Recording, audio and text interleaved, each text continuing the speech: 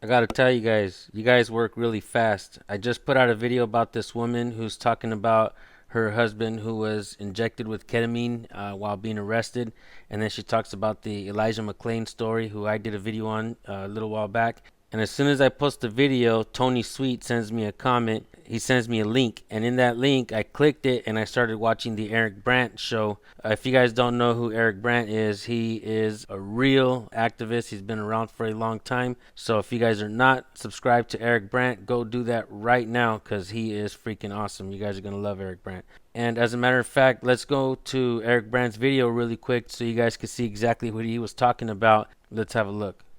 So this is a question about delirium, and it talks here about a usually brief state of excitement and mental confusion, often accompanied by hallucinations.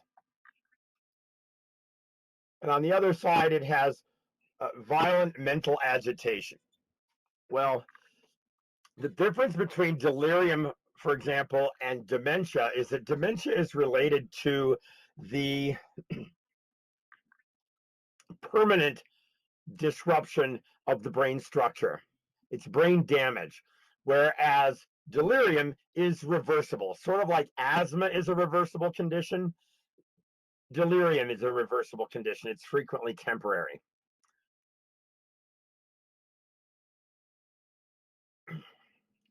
We know that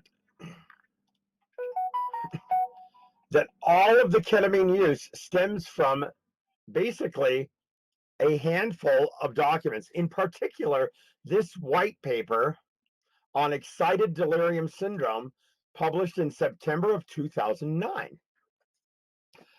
This is crazy. This is crazy. This is the work of a man by the name of Debard, primarily. Here's Debard. And what we're also going to see through this thread is a large number of doctors who are former police officers or worked in correctional institutes.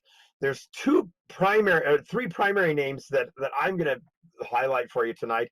One is Debard, Mark Debard. He's the number one guy. Also, we have Donald Dawes, and we also have a guy by the name of Gary Vilke. Uh, they're all law enforcement with the exception of Debard, and this is Debard's report. All of the other documents regarding excited delirium stem from this one white paper. Now, this is curious as you go along here because you're going to find out that this paper has been cited many times by, that's right, the same people that wrote it. And then they recited their buddy's work, and it was a lot like social media where you post your same shit on multiple channels. this is really kind of scientific ridiculum.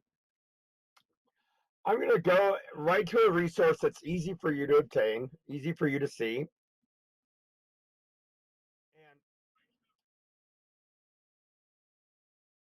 And I'm also going to try to reduce the audio in my ear without killing you guys.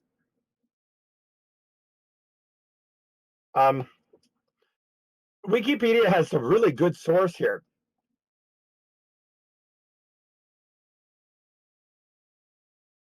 Now, see, what I did again is I showed you guys this report and I didn't switch the screen. This is that white paper on excited delirium. And here's Debard, here's Dawes, and this guy is a cop. And here's Mr. Gary Vilke.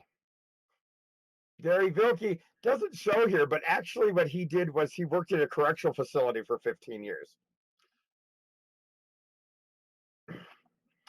First of all, we're going to take a look at the Wikipedia article because this actually was pretty well referenced.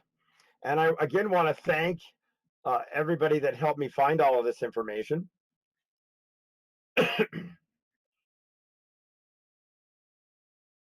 Patrick Partridge asked, is there any studies that rebut this planted paper? Yes, they all do. All the studies rebut this planted paper.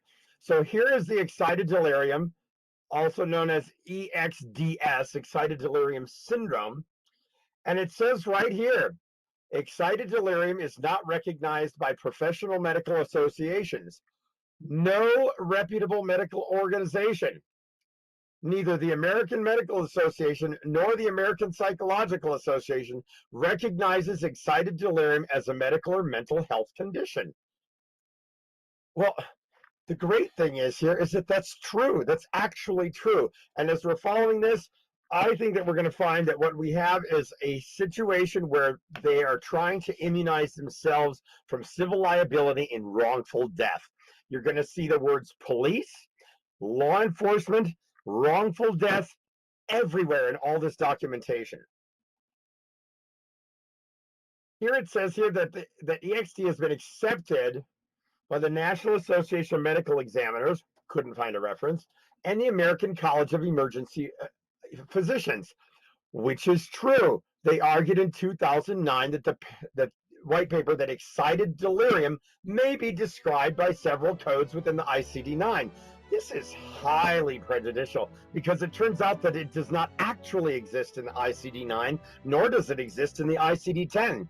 As a matter of fact, it does not even exist in this Diagnostic and Statistical Manual of Mental Disorders. So wait a minute, let me get this straight. So what is basically happening is ketamine was allowed to be used because of some documents that they doctored up, and they created a term for it called excited delirium, basically using that as propaganda to justify the use of ketamine on humans. A lot of people are commenting that it's a horse tranquilizer. Like I said, this is new to me. I'm trying to do as much research as I can, and I was just blown away by the amount of information that Eric Brandt gives. So I'm gonna go ahead and stop the video here. You guys definitely need to go check out Eric Brandt's video, and let's learn as much as we can. There's people reaching out to me, Susan Bassi, Joe Pereira, a lot of really smart activists that are out there. So you guys, let's see what we can find out about this, and let's get it off the market for police to use on people out there. If it's injuring people and if it's killing people, it's bad.